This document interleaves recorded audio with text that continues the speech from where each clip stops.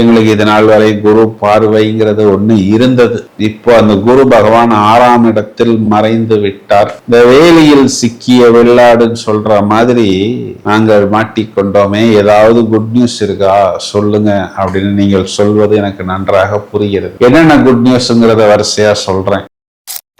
ஆளுங்க கும்பராசிக்காரர்களுக்கு நாம் புத்திஸ்தானத்தில் புத்திரஸ்தானத்தில் திரும்பவும் வந்து அவர்களுடைய மதியில் அமர வேண்டும்னு சொல்லி ரிட்டர்ன் வந்து வக்ரம் அடைந்து இயல்புக்கு மாறாக யோசித்து எப்படியோ அந்த பிரச்சனையை தீர்க்கணும். ஏன்னா 5ஆம் இடம்னாவே 6க்கு 12ன்னு நோய்க்கு 12, நோய்க்கு விரயம், கடனுக்கு விரயம், எதிரிக்கு விரயம், சமாதானம், தீர்வு, எல்லா பிரச்சனைகளையும் மளமளவென்று தீர்ப்பதற்கு தயாரான ஒரு நிலையை புதன் ஏற்படுத்துகிறார். இந்த சுக்கிரன் கேதுவுடன் சேருகிறார். கேதுங்கிறவர் இங்கு கத்திரிக்கோள், அவர் கட் பண்ணி விடுவார். அது ஒருத்தர் நல்லதுதான். தேவையில்லாத ஒரு ஃப்ரெண்ட்ஷிப், ஒரு கமிட்மெண்ட், லிவிங் டுகெதர் அப்படின்னு எல்லாம் போய் ஆரம்பத்துல நம்ம மாட்டும் பொழுது குழு என்று இருக்கும். அப்புறம் கொஞ்ச நாள்ல சுக்கிரன் 8ஆம் இடத்துக்கு வரும் பொழுது அதுவே வேலியில போற ஓனான தூக்கி மடியில போட்ட கணக்காயிடும். ஏன்னா 8ஆம் இடத்தில் நமக்கு சுக்கிரன் நீசம், நம்மை அசிங்கப்படுத்தி வைப்பார்.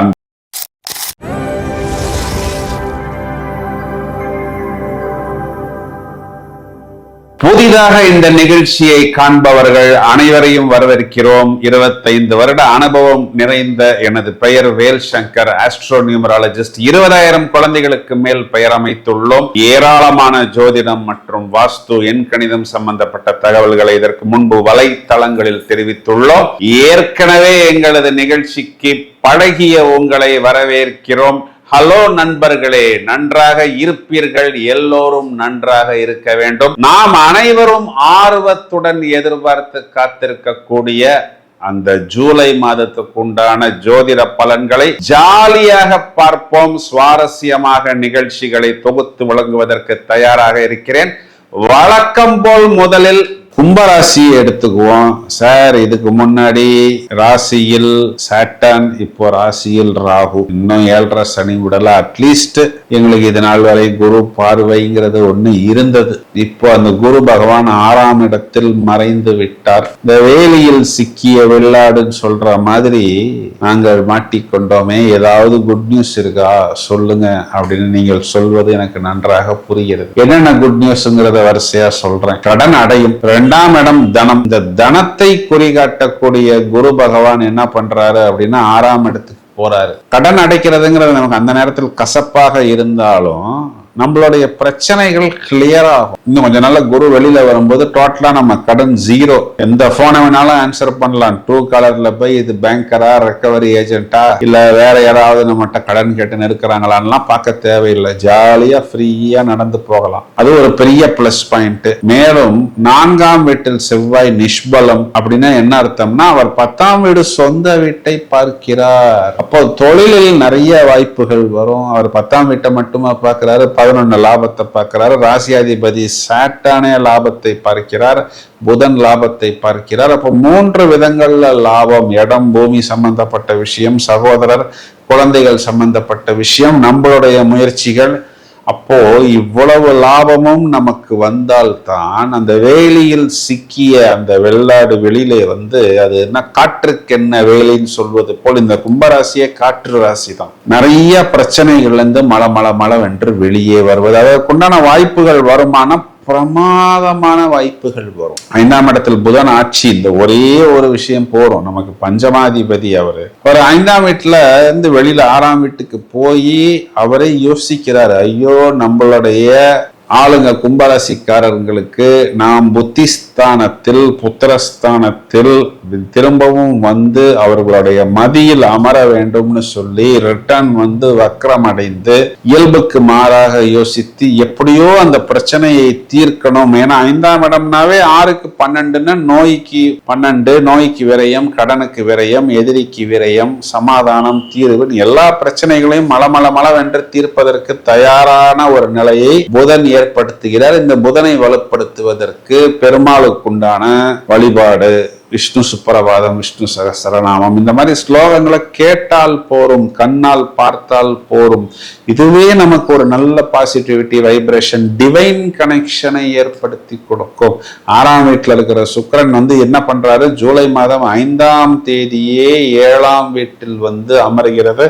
ராசியில் இருக்கக்கூடிய ராகுவை சுக்கிரன் பார்க்கிறார், சுக்கிரனை ராகு பார்க்கிறார். இந்த ராகு சுக்கிரன் கூட்டணிக்கு என்ன பலனோ அதற்கு நிகரான பலன் இந்த ராகு சுக்கிரன் பார்வை. இதுல என்ன விஷயம்னா, சுக்கிரன் நம்மை தூண்டுவார். சுக்கிரன் குறிகாட்டக்கூடியது அழகில் நல்ல தேஜஸ் லட்சணம் பொருந்திய பெண்கள் நம்மை தூண்டுவார்கள். ஆனால் நாம் புத்திசாலித்தனத்தால் தூண்டப்படுவோம். கடைசியில் அவர்கள் கொஞ்சம் நழுவி போய்விடுவார்கள்.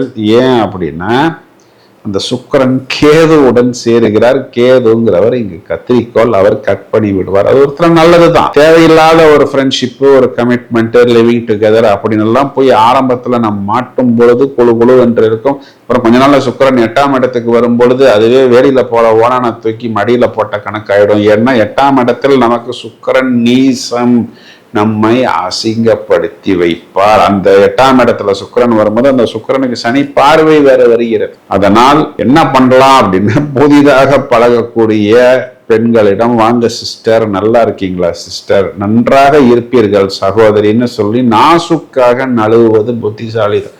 ஏன் அப்படின்னா, இந்த பக்கம் இதனால் வரை நிறைய பிரச்சனைகள், இப்போ அந்த பிரச்சனைகள் தீர்வதற்குண்டான வாய்ப்புகள் நிறைய வந்துகிட்டு இருக்கு. சிவராஜ யோகம் ஒரு பக்கம், ராசியில் இருக்கக்கூடிய புதனுக்கு திரிகோணத்தில், ராசியில் இருக்கக்கூடிய ராகுவுக்கு திரிகோணத்தில் புதன், லாபஸ்தானத்துக்கு 3 கிரகங்களின் பார்வைன்னு சொல்லி நாம் காற்றுக்கென்ன வேலின்னு சிறகடிக்கக்கூடிய அளவுக்கு நமக்கு வாய்ப்புகள் வரும் பொழுது நாம் மைண்ட் லெவலில் டிஸ்ட்ராக்ஷன் ஆகாமல் இருப்பது புத்திசாலித்தனம். குறிப்பா இதுல கும்பராசி சகோதரிகளை எடுத்துக்கிட்டோம்னா, கணவனை குறிகாட்டக்கூடிய செவ்வாய் சொந்த வீட்டையும் லாபத்தையும் பார்க்கிறார். கணவன் தொழில் மற்றும் லாபத்தில் குறியாக இருப்பார். 7ஆம் வீட்டில் சுக்கிரன் கேதுவுடன் சேர்க்கை. அப்ப கணவனுக்கு நிறைய ஆன்மீகம் சம்பந்தப்பட்ட சிந்தனைகள் எல்லாம் வந்து கொண்டிருக்கக்கூடிய காலகட்டம். வரட்டும், ஜபம் பண்ணட்டும், கோவிலுக்கு போகட்டும், இதெல்லாம் ஒரு விதத்துல பாசிட்டிவ் கனெக்ஷனாக எடுத்துக்கொள்ளலாம். வயதில் மூத்த நபர்கள், குறிப்பா இந்த டயபெட்டிக் இருக்கக்கூடிய நபர்கள், வயிறு, அடி வயிறு, இனிப்பு பதார்த்தங்கள் எடுக்கும் பொழுது கொஞ்சம் கவனமாக பத்திரமாக உங்களை பார்த்து கொள்ளுங்கள். ஆனால் உங்களுடைய லாபம் அப்படிங்கிறதும், கடன் தீருவது, செட்டில்மெண்ட் சம்பந்தப்பட்ட விஷயங்கள், குழந்தைகள் சம்பந்தப்பட்ட அனைத்து விஷயங்களும் சுபம். கண்டிப்பாக மாணவர்கள் புத்திசாலித்தனத்தை பிரமாதமாக வெளிப்படுத்துவார்கள். இந்த ஜூலை மாதம், குறிப்பா ஆடி மாதம் பிறந்த பிறகு ஒரு நல்ல ஏற்றம் இந்த கும்பராசிக்கு காத்திருக்கிறது.